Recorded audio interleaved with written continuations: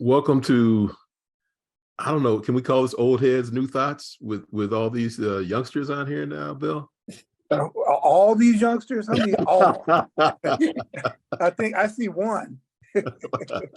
All right. Well, welcome to the Global Sport Matters show, sometimes called Old Heads, New Thoughts. I'm Ken Shropshire.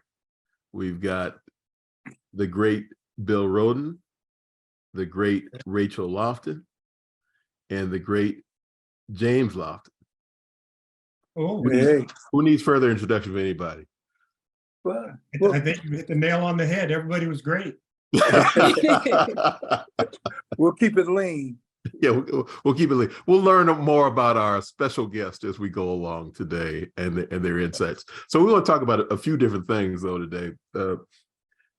First, kind of the state of football as we lead into the Pro Bowl, which I'm sure everybody's paying attention to, and the Super Bowl, legacy of Black quarterbacks, player safety, and whether or not you can kind of accidentally hit a man when he's out of bounds, especially when it's a quarterback. Talk some about the latest on DE&I in football. And especially for Bill Rhoden, we want to talk about flag football.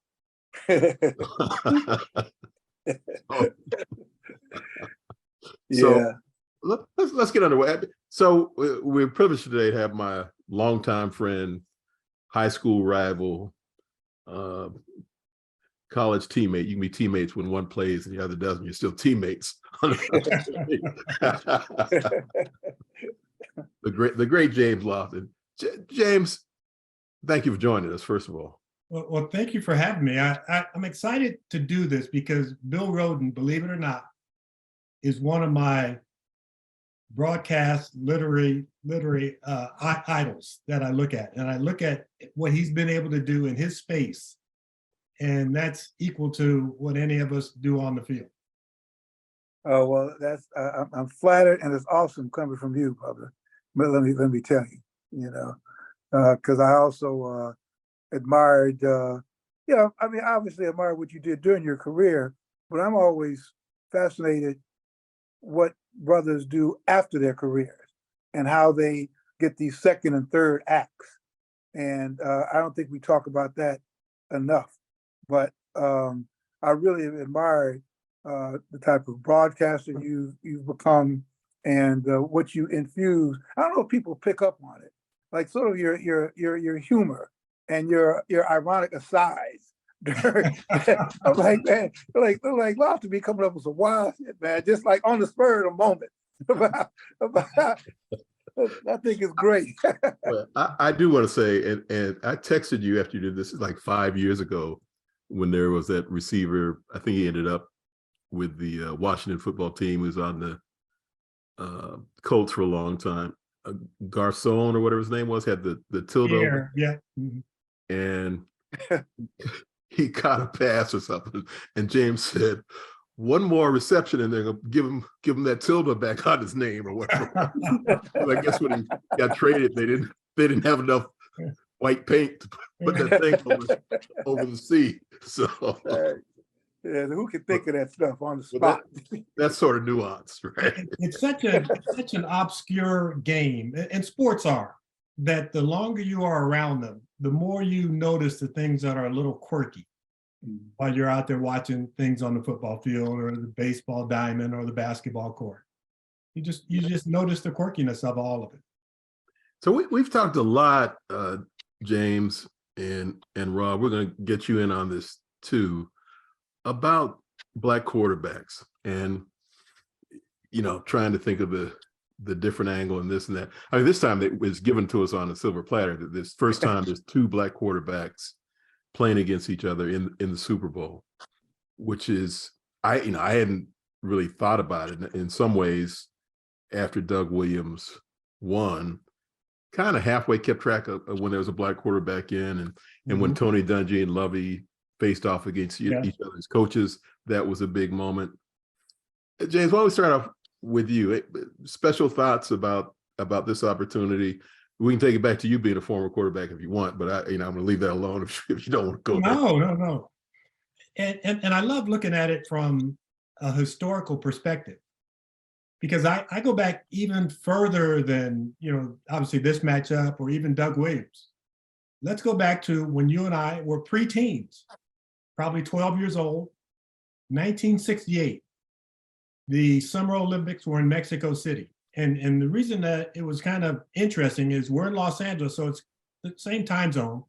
So we get to see everything live as opposed to on tape that the Olympics are now. And the two participants that stood out to me, Tommy Smith, John Carlos, 1968. That same year, Marlon Briscoe becomes the first Black quarterback in the AFL playing for the Denver Broncos. He was a 14th round pick. So you go back to Marlon Briscoe, and unfortunately he passed away last year in June. But you look at what he had to endure going in. He got a chance to play quarterback early on. Then he was shifted to receiver and, kind of a utility player and different things like that. And then the next year, James Shaq Harris, drafted by the Buffalo Bills, an opening day starter for the Buffalo Bills. So, all the hubbub was about O.J. Simpson, but here was James Shaq Harris doing his thing.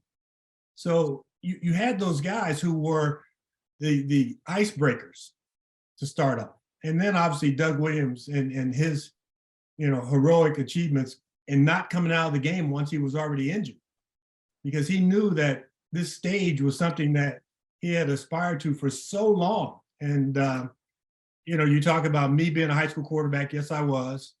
And I played against Doug Williams in the Senior Bowl.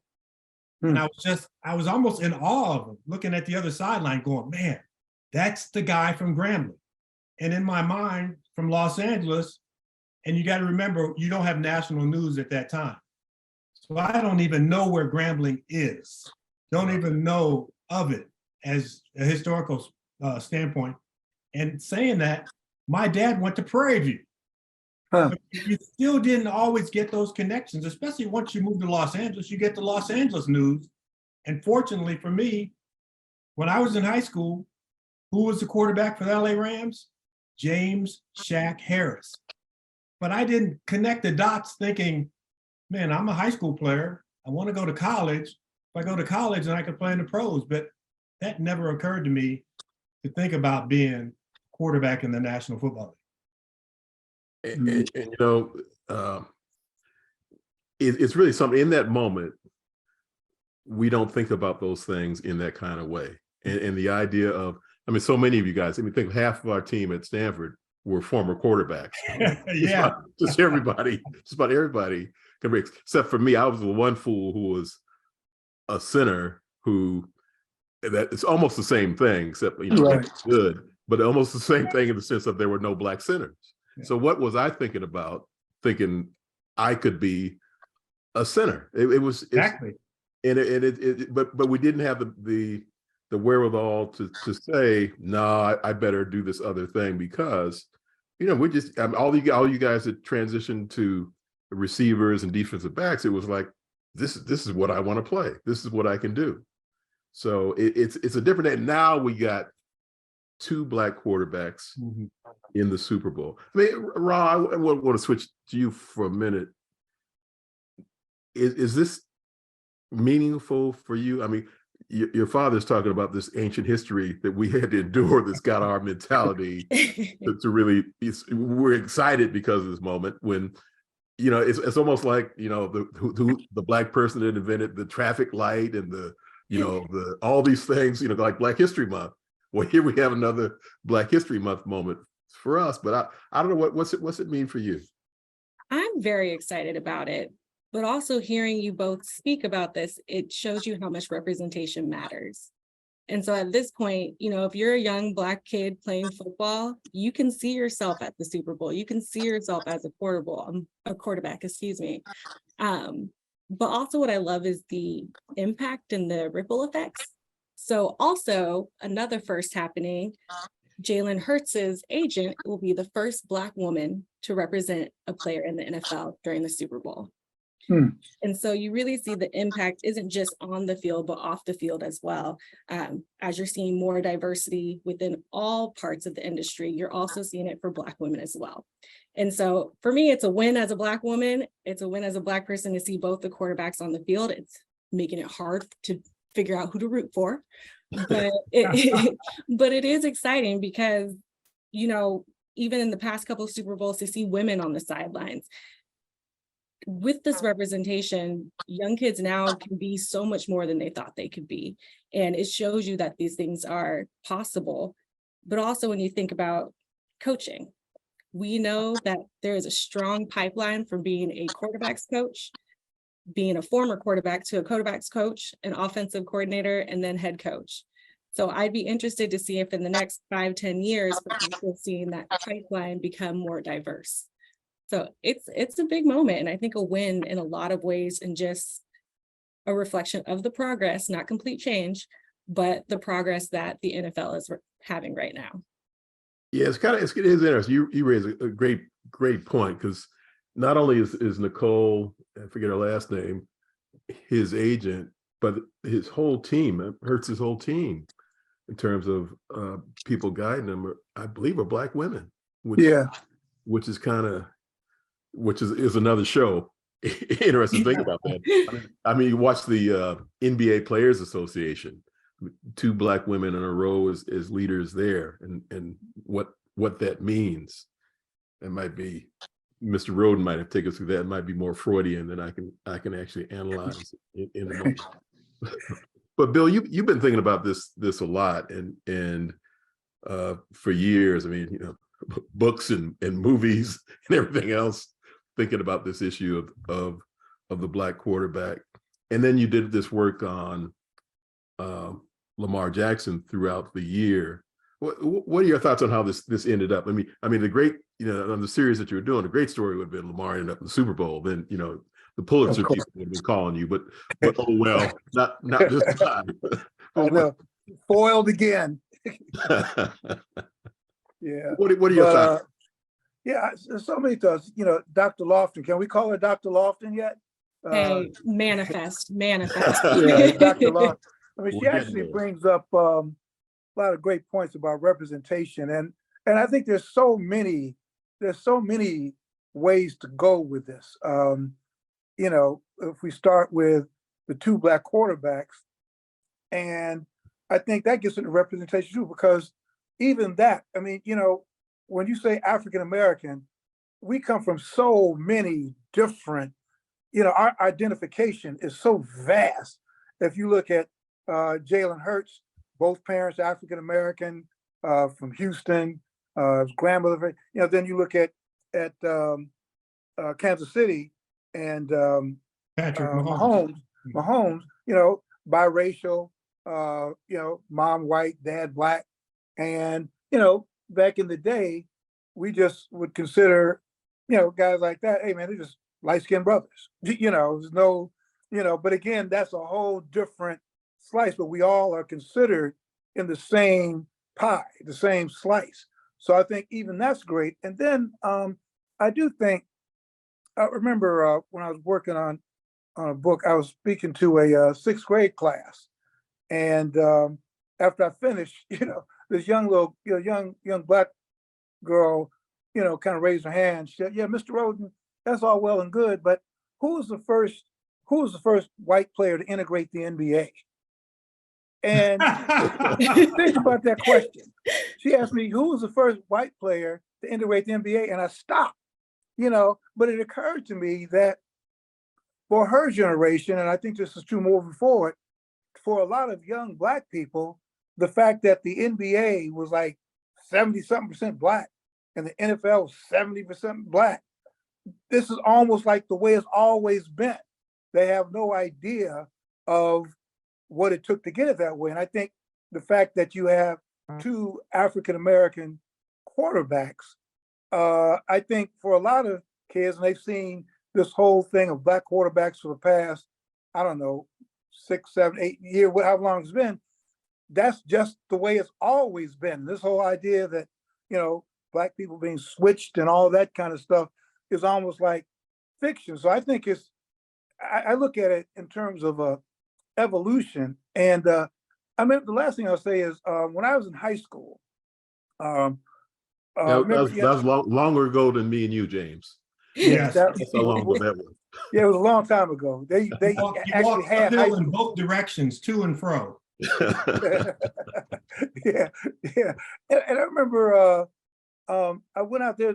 I had a substitute teacher. His name was Gloucester Richardson, and he was part of it. And I was headed to Morgan State.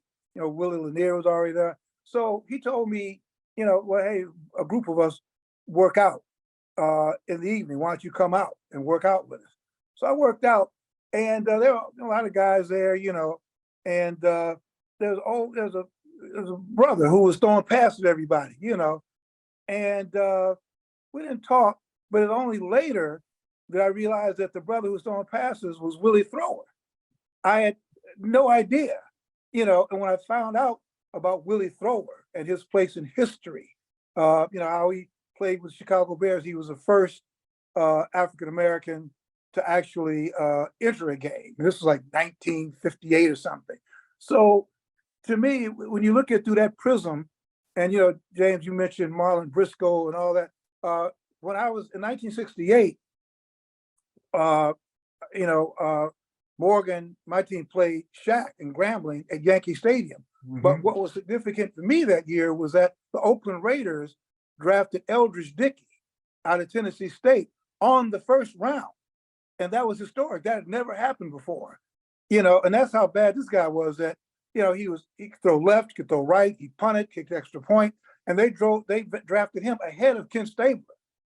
And eventually, the inevitable happened. They switched Stabler, they switched Dickey to a wide receiver. And of course, he never was the same. So I guess, having two black men playing quarterback, it's important when you think of all the black folks who wanted to do this, who wanted to play the position, but because they were too athletic, they were too good, and they didn't fit into this box, they never got that opportunity. So I think that we need to celebrate this moment. And as Dr. Lofton was talking about, we're talking about this isn't the stopping point. This is like an evolution, and maybe in a few years we're talking about first time the two black team presidents, are in the Super Bowl, and maybe 40 years, two black team owners are going at it. So it's, I guess it's about, tote that bars, lift that bar, celebrate, go back out to the field, and continue to grind, because that's what our existence in this country is about, is just an existential journey that is really never over. So that's my story, and I'm sticking to it. James, you got another thought on that too? I just want to kind of tag on to what was being said, because when we think about the quote black quarterback, sometimes we get enamored with this athletic quarterback. All the quarterbacks that are coming into the league now are quote athletic.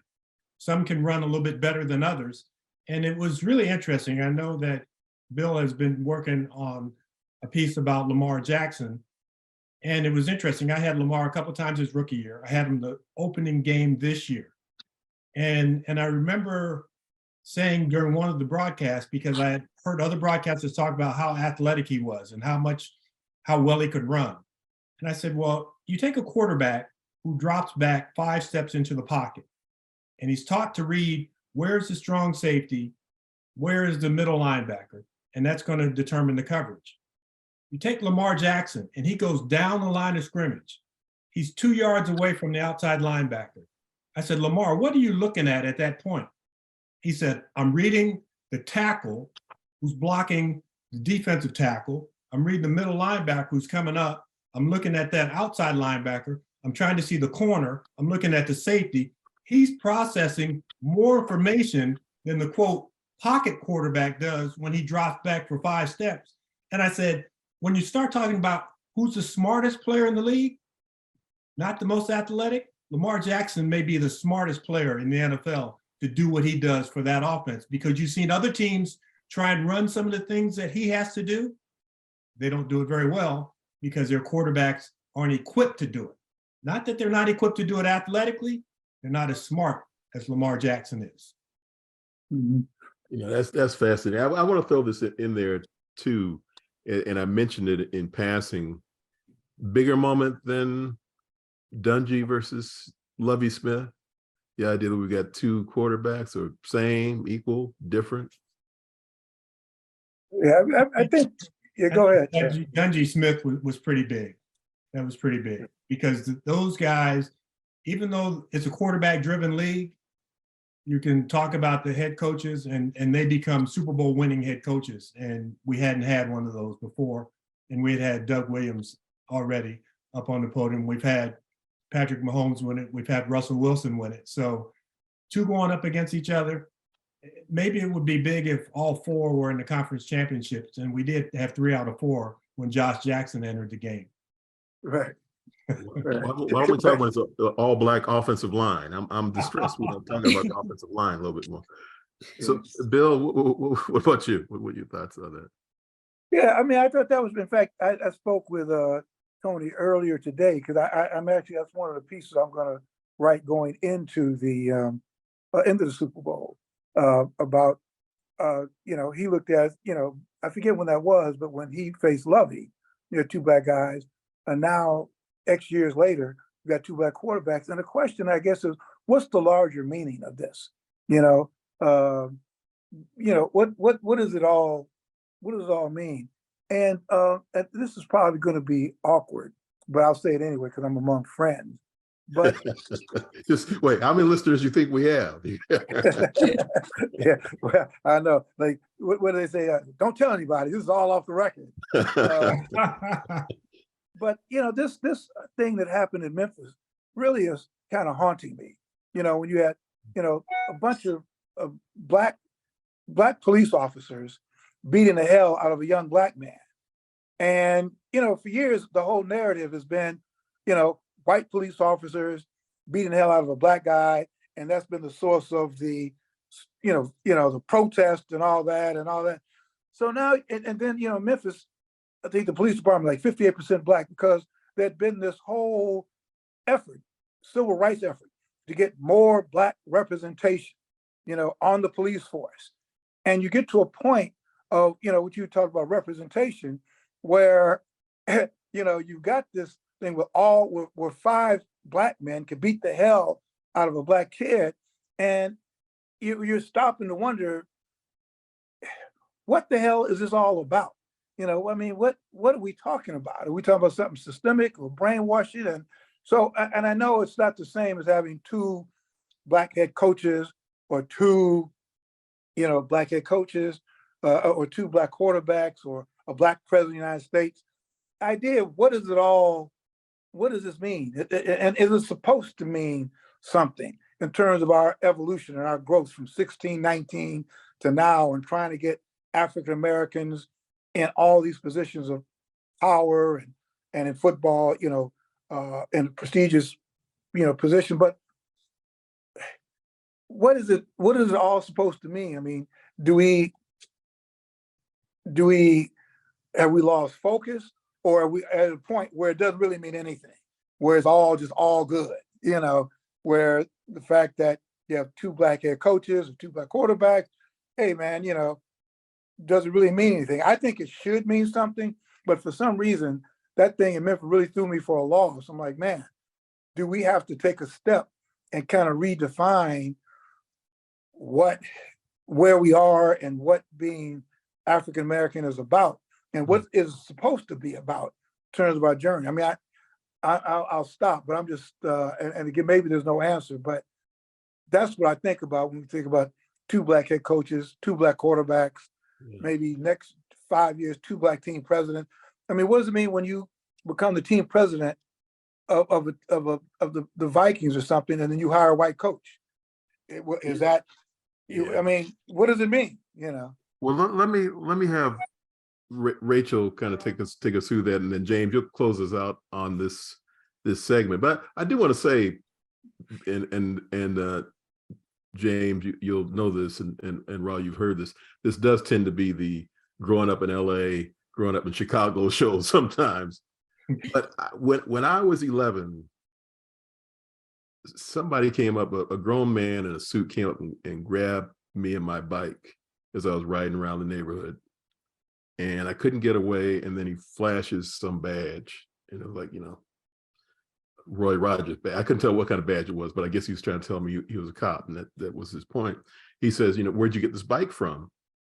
And long story short, the bike shop my father just bought the bike from was right across the street. We went across the street and the cop said, oh shit, okay, little N-word, get out of here.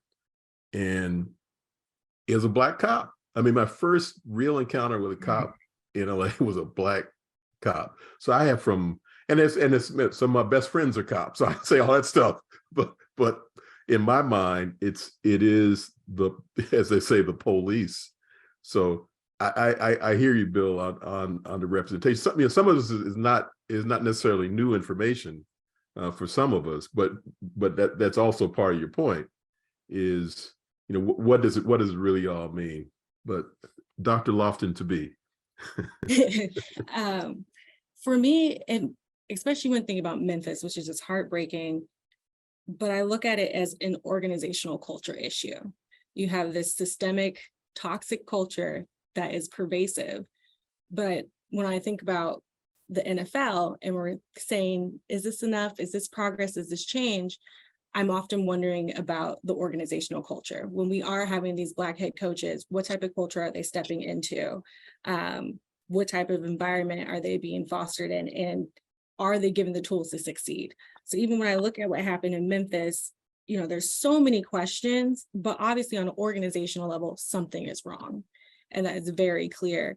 And so I think as we as Black people make our way into these spaces, we're not just challenging them with our presence, but we're also challenging traditional organizational culture, whatever that culture may be. And so with, having these two Black quarterbacks, again, the progress not change, because you do wonder what's happening behind the scenes. You wonder, is this going to be a one-off? And for me, I hope that this is a start, not a one-off. I hope to see it again. I hope to see another quarterback of color that isn't Black being in a Super Bowl as well. But I do think we're at a shift, especially within the NFL, where you are seeing these changes in organizations. I've always admired the Raiders for being very progressive. They have the first female president ever who also happens to be Black, Sandra Douglas Morgan. And so looking at that, there is an organizational culture there that fosters diversity. And you don't see it across the NFL. You see it in some teams, but not always. And so with all of this and these changes in progress, I'm always hoping it's not a one-off, it's not a checkbox, but that we are actually making organizational change, culture changes that are more inclusive, diverse, and progressive. James, your final thoughts on this one? It is hard to go after your daughter when she is so eloquent. And but I'm going, okay, all that money for education was well spent. I'm excited about that. So just to attach it to football terminology, we think of coaches and their coaching tree. We look at a successful coach and the other coaches who are under them and how that coaching tree fosters. So the situation in Memphis, the police department is a bad coaching tree. And so what we got to break those branches somehow. And it's interesting when I look at coaches who get hired in the NFL, and they don't have nearly the experience as somebody who's been around a long time and worked their way up. It's interesting, but so that's kind of what happened in Memphis. You look at what happened to the police department. They talked about how young those officers were. And so they had no guidance. They didn't have the proper training. And so they came from a very bad coaching tree. Mm. All right. Yeah. Tough to move on from that. Thank you, Loftons. The Lofton household is doing some, visit the Lofton dinner table and hear some heavy conversations. Which gets us to player safety. And Damar Hamlin, we've kind of lived through that for the past period of time from your old team Buffalo.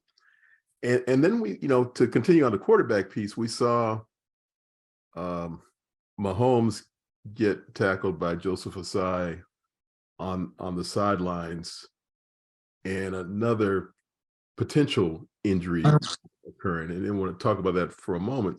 But there's a lot of conversation about the kind of health issues and I guess more injury proneness that some of our African-American quarterbacks have had. I don't know if that's factual. This is definitely more, sportscaster without data, barbershop kind of credibility in terms of is it true or not. But I wonder what the thoughts are on that. And also, I'm also curious about any thoughts about that sideline moment. I have my own, which I'll preserve for a moment, whether or not there was anything nefarious about that tackle occurring. But let's go to quarterback injuries first, and then maybe related to that tackle. I'll defer to Lofton. Which Lofton? Is what's the name? Guy? What's Which one? the name? The smart one or the good looking one? Which one? What's the brother's name who pushed Mahomes? Is he? You talking about Lynch? Is he still allowed in Cincinnati? Okay, so let's take the game and kind of put it into 2 days before, 48 hours before we head off to Kansas City for the Cincinnati Bengals offense. What are we going to do? We're going to get after Patrick Mahomes because he's a little injured. We're going to keep him in the pocket. We're not going to let him escape. We're going to take hits on him when those hits are legal. And so all of that is in your DNA, in your brain going into that ball game. So late in the game, you understand, hey, we got to keep them out of field goal position. We don't also a few ticks left on the clock. And at that point, I think you get so close to the boundary that you're not thinking, if I push him, this is going to be bad. This is going to turn out bad for my team, for me, for everybody else, all of the above. I had a similar play happen. I think it was Iowa State versus Nebraska. And there was a middle linebacker by the name of Carlos Polk for Nebraska. And this is back in the late 1990s. And Carlos gets blocked by the freshman fullback. He's running away from the fullback. And the fullback clips him on the back of the ankle, breaks his ankle, and he falls into the 7th round with the San Diego Chargers. And the reason I know this is because I know Carlos now. So when we come back from commercial break, I'm going to take it out of commercial break. And I'm going to roast this. It's a cheap shot. And it's much more egregious than what we saw against Patrick Mahomes. He tackles him on the back of the ankle. So when we come out, I got it. So we have the 2.5-minute commercial break. Right before we get ready to come back, the director goes in my ear and he goes, remember, his parents are watching. I go, oh, man. So now I have to go, Joe Blow, the freshman fullback from Iowa, he's been told all week long, you've got to block Carlos Polk. You've got to block Carlos Polk. He doesn't even realize Carlos Polk is running away from him. So you got to kind of soften the blow. And the same way I look at the guy from the Bengals. He doesn't realize he's one step onto the white. All he knows is he's chasing him. He's trying to keep him out of field goal range. And unfortunately, he made a bad mistake. And it is the way the game is called now. Once that player gets into the white and is going away from the playing field, not when it's real tight and it looks like he's still going up the field, you can't tell. But once he's going out of bounds, hands off of him. Yeah. Well, by that time too, there's this undercurrent that the fix was in. Remember, I mean, even before that, you're right. with the earlier in the game when the Kansas City had like 3 opportunities. Yeah. And then but I mean, I think that getting back to this whole idea of imagery and the elevation of the black quarterback, Mahomes was legendary. He is now legendary. Yes. He's legendary because all week we talked about what? Could he walk? Could he even limp? Could he even play? And we had day by day. So now, and clearly you saw him out there limping. And again, this is something that, and from the broadcast booth, this is one of those traits that is beloved about the white quarterback. Courage, fearlessness, playing on one leg. What they want Lamar to do. And I think that if Mahomes was not legendary before, he's legendary now. And I think that, I don't know, you guys can tell me if I'm wrong, that's been the one, this whole evolution of the black quarterback, that's the one thing that's been missing, is to be talked about like they talk about Brett Favre and all the other guys, in terms of this legendary performance, how tough they are, how brave they are, how courageous they are. And that's what they've been forced to do with Mahomes. They've been showering all the accolades that had previously been reserved for white quarterbacks. And I think that's the same thing that has to happen to the black coach. We've never had that black coach who's been talked about in reverential terms, like they talk about Lombardi, like they talk about Belichick. So, and we were talking about representation. That kind of language is important. That's really important. So, it had nothing to do with him being pushed out of bounds, but I just added to the legend, added to his legend. And again, remember, had that happened in 1958, it would have been, had a white linebacker push like Sandy Stevens, out of bounds like that, it would have been a whole nother discussion about, was this somehow racial? But now it was just a stupid play, Yeah. I want to, and we'll go in alphabetical order with the Loftons this time, but I had the same feeling as James in the moment. I mean, much as always, he's on TV, does this for a living, much better articulated than I'm going to do. But in that moment, I'm sure he didn't have a clue where he was, and that this was going to be problematic. And it's just, if you are that, and that's one of the problems of being that deep into the game, is number one is I got to stop this guy in this moment. And who knew the white came up, and even the idea that it was, it was a push, not a tackle kind of thing. Same thing. I got to get him out of bounds because this guy can turn a corner. Which he'd already done, by the way. He'd already turned the corner, so you failed. So there is a little nuance, because I did see him by his locker after the game saying, and I also wanted to make sure, if I could, I want to make him going backwards as opposed to forward for the timeout thing. So there's a lot going on, but again, it's kind of like James was saying, there's a lot you have to think about in that moment that somebody just sitting there drinking a beer is not thinking about. All you see, they got all those magical lines and yellow lines, all this stuff. You got all kinds of guidance going on the field. You don't have all that. So James, and then Ross. So just real quick for me, and Bill, who's a football historian, I love occasions that happen that uplift people. And remember Byron Leftwich, when he's at Marshall, and he couldn't walk, and his offensive lineman had to carry him down the field so that he could take the next snap. So those are historic and heroic performances right there. And then from coaching standpoint, I really have to go to Mike Tomlin and this year's Pittsburgh Steelers. And I don't remember if they were 5-8 during the season, but the next loss was going to make him have his first losing season ever. And for all of us who are Mike Tomlin fans, we didn't want that to happen. What happens? They win 4 in a row to close the season out. He trots off 9-8. He has never, ever, I might even say it 2 more times, never, ever, ever had a losing season. And there were still people in the course of this past year calling for his job.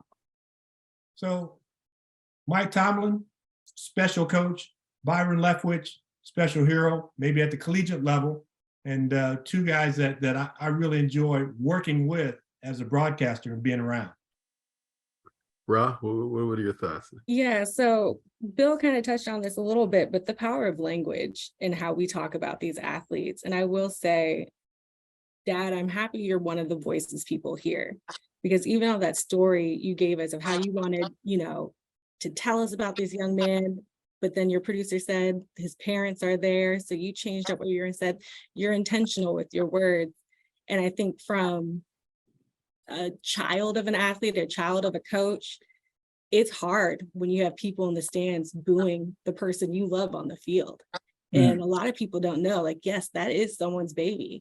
And I remember when you were with the Chargers, when you did not make it to the Super Bowl,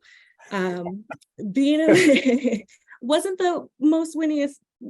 a winning season every season, but hearing people boo or negative chants, it hurts on a personal level, because that's the person you love who's doing their best.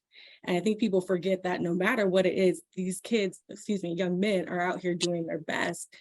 And Dad, I was wondering, for you, were there ever those moments where you didn't quite make a catch and you think to yourself, did this cost us the game? Because I think about that young man and what he must be experiencing now, and the shame and the thoughts and did I lose this for them? I was trying to help the team, but it backfired. And so I was wondering if you could share ever where you had those moments and what goes through your head when you have a failure. Yeah, and that young man's mistake was on a huge stage, and he even got berated by his own teammate as they're going up the tunnel into the locker room. His teammate is behind him yelling at him. So I'm surprised that they didn't come to blows at that point. But I never had a moment like that.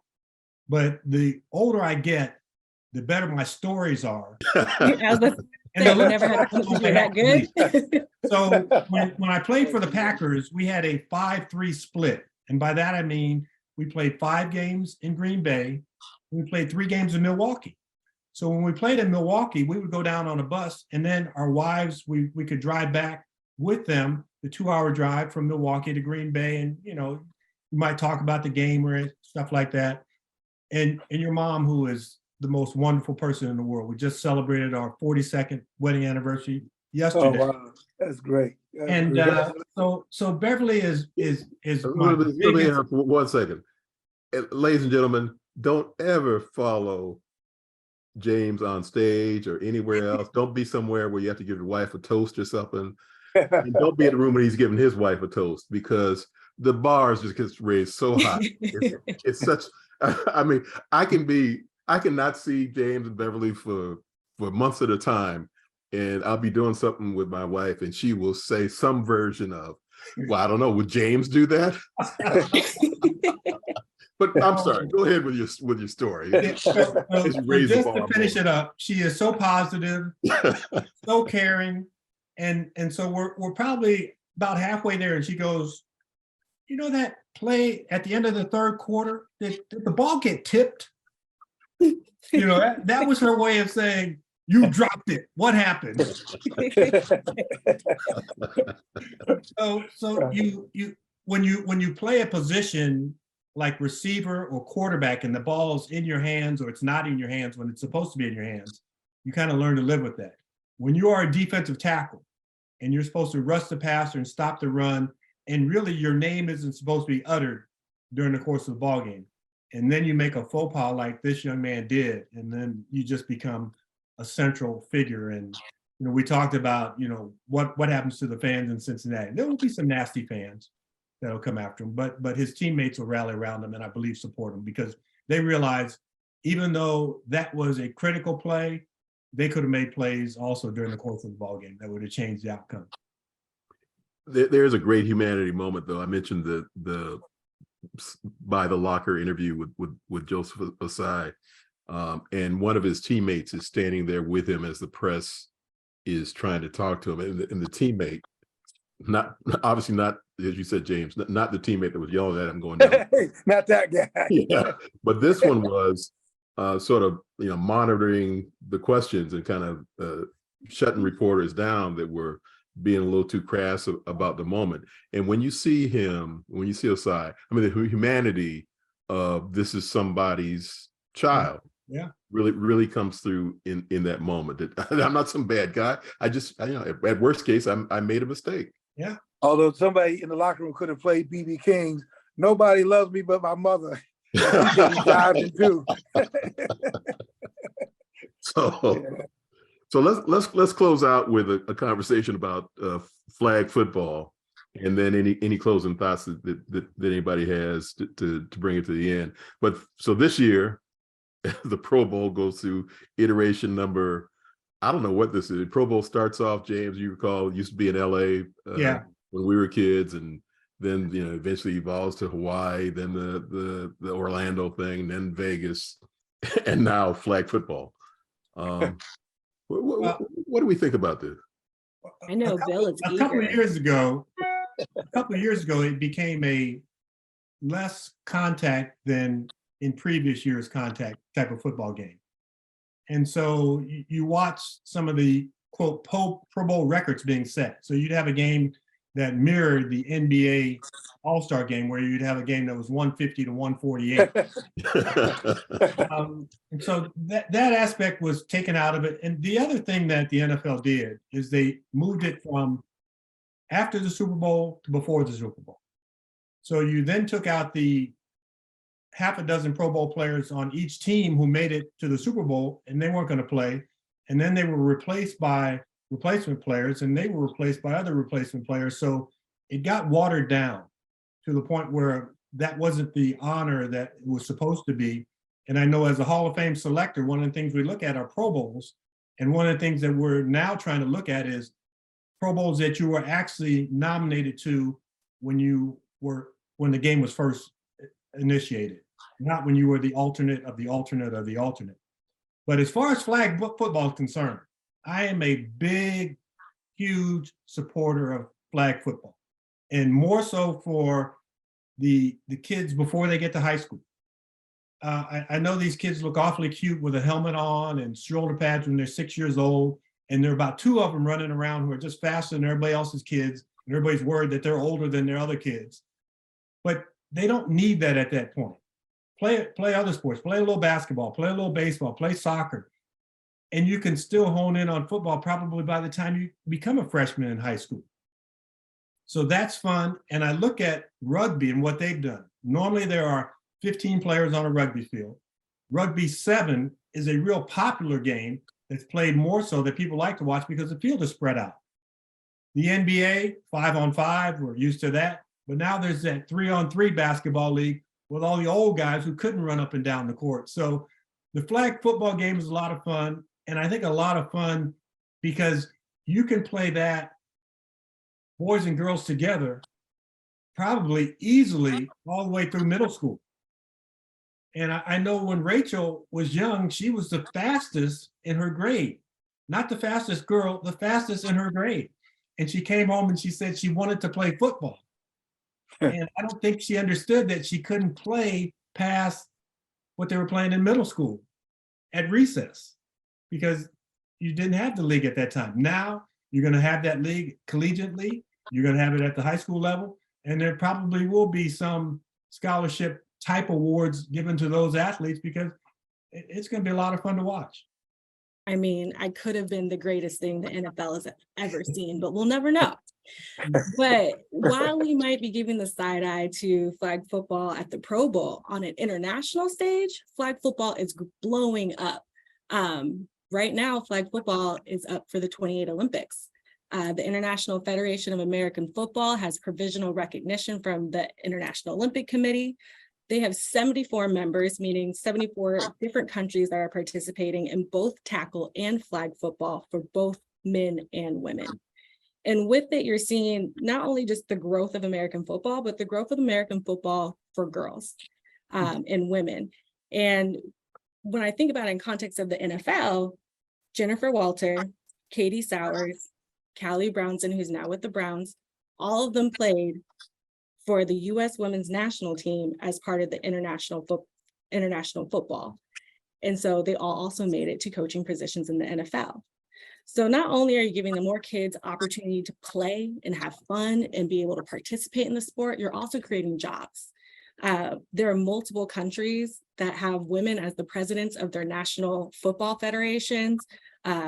Poland, France, Great Britain, Brazil, all of them have women at the top of their national federation. And so for me, it's something wonderful to see, even though, again, we might be giving the side eye to it in the US. On a global scale, it's so popular. And I think it'd be really exciting, not only to see football in the Olympics, but to see football for both men and women in the Olympics. Come on, Bill, join the love. Come on, Bill, join the love. No, I like. No, I mean, I like it. I went over to Berlin. I mean, over to Munich this in November to watch Tampa Bay play Seattle, and at halftime, that was a halftime quote unquote entertainment. They had flag football. The women, 2 teams of women playing flag football. So I thought, I think it's great. Right after Morgan, I played in the flag football league till my coach, Mr. Howard, said, when I told him about flag football, the flag football league that I was in, I didn't tell him I was in it. I said, what do you think of flag football? And Mr. Howard, who played for the Cleveland Browns, said something like, yeah, that's one of those guys who never made it, So I didn't tell him that. But no, I like it a lot. But I was just curious, Jane, what's the mentality of the pro guys who are going to play flag football? What do you think is going to be that mentality? And if this was your first time making it to the Pro Bowl and it was flag football, would you see it the same way? So I'm really fascinated to see what the game looks like. But I was just more thinking about, guys who have played the game and played at that level, what they think about the NFL basically finds that, you know what, we can't duplicate the violence for real. So let's just play flag football. Well, if you take, I bet half of the receivers in the league who are under 5 years into the league, they were scouted to college probably during the summer when they were in a passing league, when they were playing flag football. So these skills translate.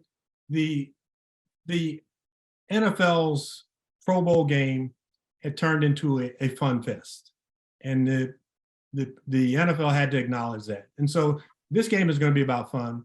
And I hate doing this, but when I played, and you had to walk across the living room to change the channel, and the TV was in black and white. When I played, that Pro Bowl was so important because the dollars that you could earn winning the game, you could get $2,500 if you won, and you only got $1,250. Yeah, I'm right about that. $1,250 if you lost. So that was the initial payout. And so whenever the fourth quarter rolled around, because the scores weren't out of whack, that game turned into a slugfest in that fourth quarter. And so now you cannot give these players enough money to go play an extra game. Remember when we were also kids, Bill, you had the game in between the Super Bowl where the teams that lost in the AFC and NFC championship played each other. Now, could we have gotten those teams to go out and play each other this coming week? Of course. No. I mean, because once you enter the postseason, you're playing for a fraction of the money, but you're playing for that historical thing about being Super Bowl champions. Yeah. Well, I'll be watching, just so you'll know. I'll be watching. I won't be there, but I will be watching. I've got to say, I played nothing but flag up until high school. I mean, I wasn't allowed to play anything else. I can tell you that was the most fun. Even I had a very successful high school career, but playing that flag was so much fun. And guess what? Nobody was getting hurt. Yeah. I mean, little scratches or whatever else. But it was a lot of fun. It was a lot, and you figured out how to cheat in flag football too, which is a whole nother. You were guarding your flags. Flag guarding. But fun. I think we've lost sight of fun for kids.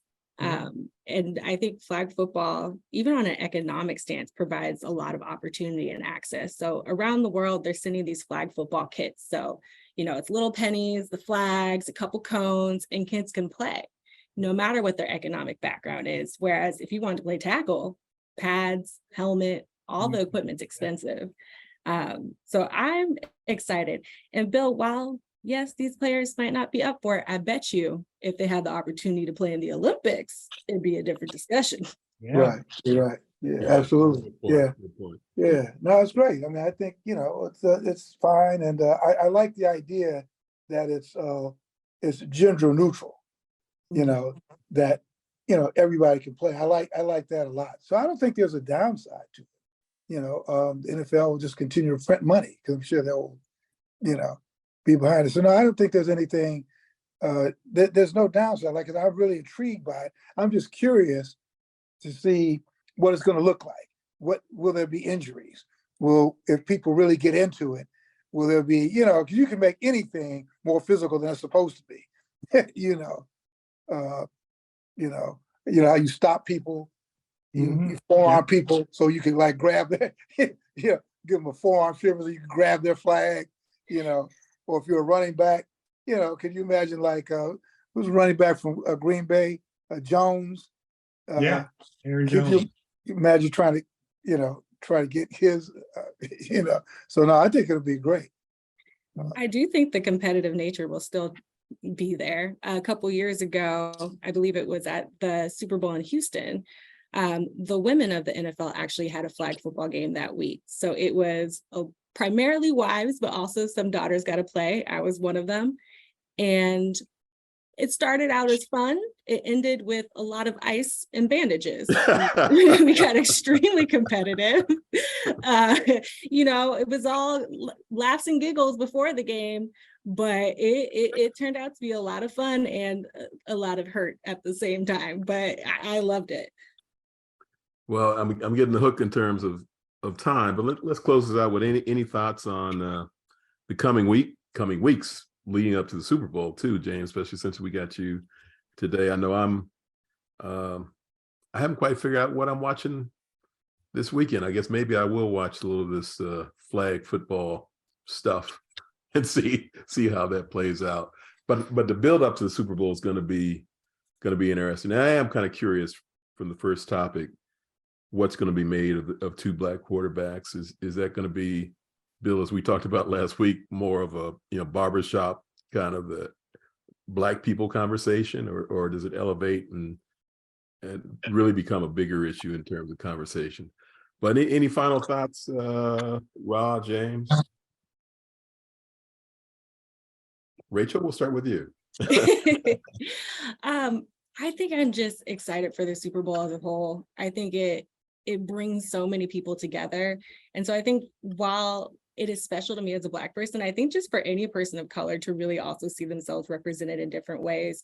Bill brought up the point about Patrick Mahomes being biracial. And so when I look at my niece and nephews who are biracial, I'm like, oh, they have the same hair as him. They look like him. And so even for biracial, multiracial kids, there's more than just Drake now to look up to. So I think it is a unifier, and I'm excited for the game to come. Did you message Dad who Drake is, or did he? Ooh. The referees will take 1 point off. Okay, get back. James, going into Super Bowl, final thoughts. I had a chance early, I think, in my NFL career to meet running back from the Dallas Cowboys by the name of Dwayne Thomas. And I think if I use the word mercurial, that's the type of figure he was. Very kind of out there, walk to a different drummer and all that. And he said, if it's the Super Bowl, why do they have one every year? And it is a huge game. You love trying to get to it. And as a player, you don't realize how big it is until the next year. And they're playing the highlights from a game that you either won in or you lost in, and they play those same highlights year after year after year after year. So from that historical standpoint, huge matchup, and it won't get lost on the viewership. Yeah. And I guess the only thing I'll say is that, for a change, you could, everybody goes to the beach, I remember, my first exposure to watching football games was my dad, back in, way back. And we would always cheer for the team with the most black players. I mean, it was just given. That's what you did. You cheered for the team with the most black players. And here we are with, you got two brothers at quarterback. And I'm like, man, everybody wins. This is great, But I think that is a good question, Ken. In the barbershop, who's the barbershop pulling for? The brothers in the barbershop in Philly. And, are you pulling for Kansas City? Or you could, and Hurts? Well, don't go to barbershop in Philly. Let's go Chicago. Now, Philly, what to pull. Forget. Yeah, of course. Yeah, no, I just think it's great. And as we began the conversation talking about maybe not change, but progress. So I think it's great. We should celebrate it. And let's just keep pushing, let's just keep pushing. But I don't think we should take it for granted. All right. Well, this has been Old Heads New Thoughts, Global Sport Matters podcast. Rachel Lofton kind of mitigated the complete old head situation. So we're glad to have her. And our other special guest, James Lofton, the Hall of Famer. Take care. Ooh,